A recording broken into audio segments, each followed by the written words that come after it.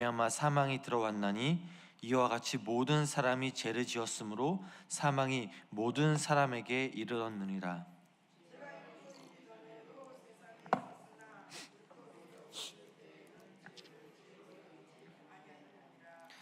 그러나 아담으로부터 모세까지 아담의 범죄와 같은 죄를 짓지 아니한 자들까지도 사망이 왕 노릇하였나니 아담은 오실 자의 모형이라.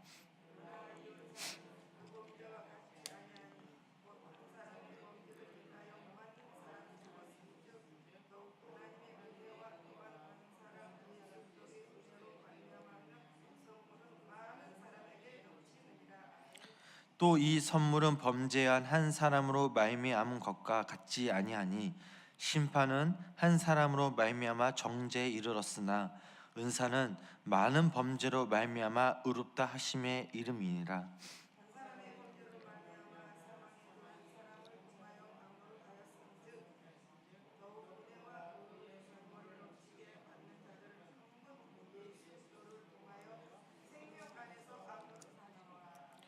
그런즉 한 범죄로 많은 사람이 정죄에 이른 것 같이 한 의로운 행위로 말미암아 많은 사람이 의롭다 하심을 받아 생명에 이르렀느니라.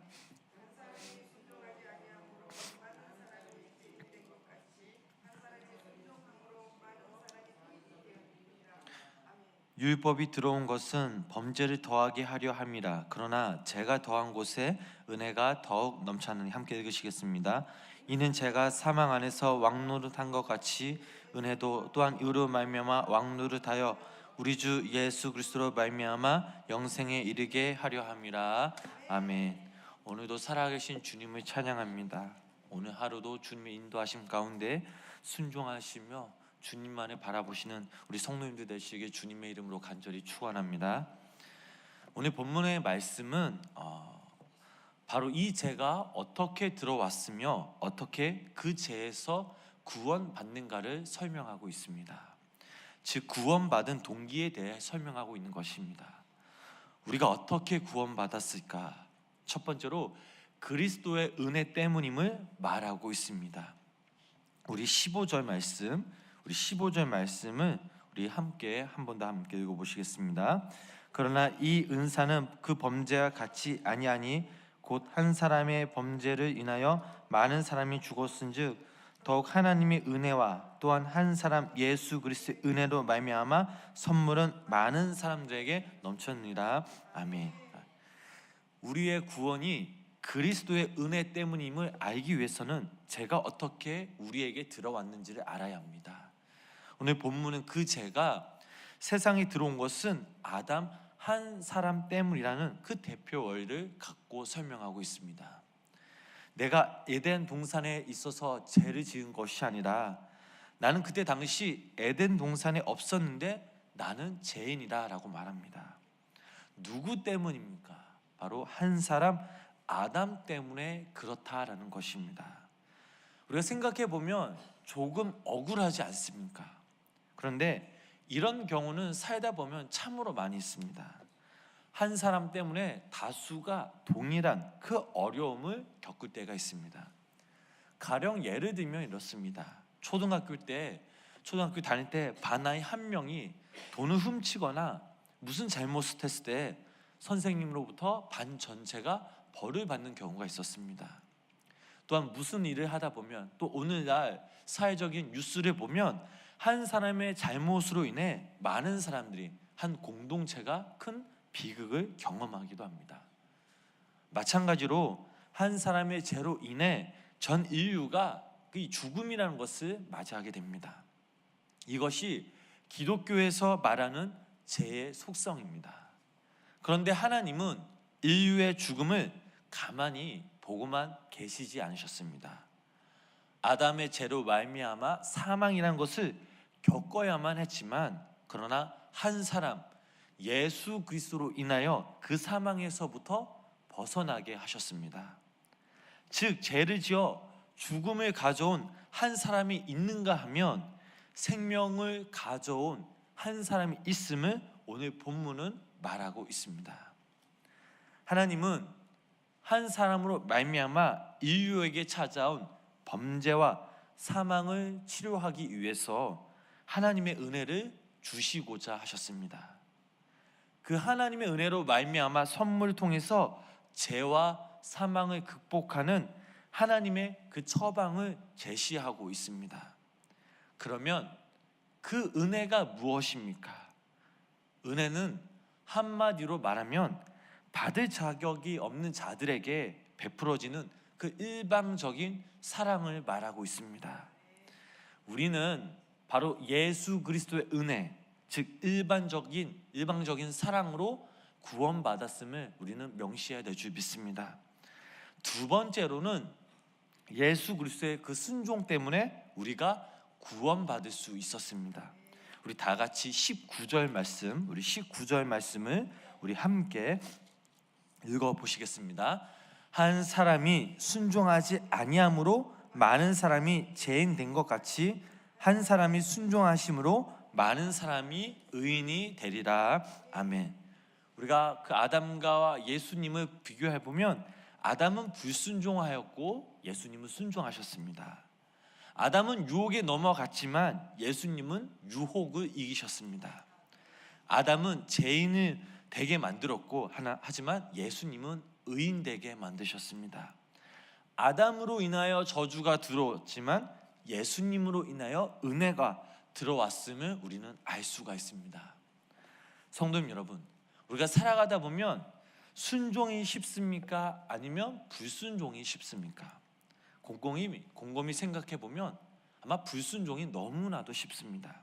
또한 의롭게 사는 것이 쉽습니까? 아니면 죄를 짓고 사는 것이 쉽습니까? 죄를 짓는 게 더 쉽습니다. 이유가 뭘까요? 그것은 아마도 쾌락과 즐거움이 있기 때문입니다. 이상한 사실이지만 이 불순종은 언제나 쾌락과 즐거움을 수반합니다. 히브리서 11장 25절 말씀을 읽어보면 이런 말씀이 있습니다. 도리어 하나님의 백성과 함께 고난받기를 잠시 제약의 낙을 누리는 것보다 더 좋아하고, 우리가 여기서 주목할 단어는 제약의 낙이라는 것입니다. 제약은 즐거움을 준다라는 것입니다. 죄는 쾌락을 가져옵니다. 그런데 그 즐거움과 쾌락은 잠시뿐입니다. 오래 가지 못합니다. 그런대로 사람들은 이 잠시의 쾌락과 즐거움 때문에 죄를 짓는 것을 즐거워합니다. 그러면 순종은 왜 어렵습니까? 순종이 어려운 이유는 바로 고통이 따르기 때문입니다. 히브리서 기자는 히브리서 5장 8절에 이런 말을 하였습니다. 그가 아들이시라도 받으신 고난으로 순종함을 배워서. 예수님이 하나님의 아들이신데도 고난의 과정을 통해서 순종을 배워 가셨다면 저와 여러분들은 얼마나 이 더 순종을 배워야만 하겠습니까? 우리 예수님은 한평생 순종을 배우셨습니다. 사람으로 이 땅에 오신 것도 순종하셨습니다. 동정녀 마리아에게도 나시고 또 말구에서 태어나신 것도 바로 순종하셨습니다. 나사렛이라는 조그만 촌에서 고통스럽게 삶을 사신 것도 바로 순종하셨기 때문입니다. 그리고 마지막으로 저와 여러분들의 죄값을 대신 지불하기 위해서 마침내 그 십자가에서 순종까지 죽음까지 순종하셨습니다. 그래서 빌립보서 2장 6절부터 8절은 이렇게 말씀하고 있습니다. 제가 그 말씀 읽어보겠습니다. 그는 근본에 하나님의 본체시니 하나님의 동등됨을 취할 것으로 여기지 아니하시고 오히려 자기를 위하여 종의 형체를 가져 사람들과 같이 되었고 사람의 모형으로 나타나셨으며 자기를 낮추시고 죽기까지 복종하셨으니 곧 십자가의 죽으심이라. 십자가는 예수님의 그 순종의 절정이라고 말할 수가 있습니다. 예수님께서 십자가에서 순종하심으로 말할 수 없는 고통을 경험했을 때 우리가 구원받을 수 있음을 우리 성경은 증거하고 있습니다. 사랑하는 성도님 여러분, 한 사람 예수 그리스도의 은혜와 순종으로 우리가 구원을 받을 수 있었습니다. 그렇다면 우리도 우리 공동체 안에서도 바로 이 한 사람이 필요하지 않을까요? 우리 기독교가 힘을 잃어가는 것은 바로 이 한 사람이 점점 사라지고 있기 때문입니다.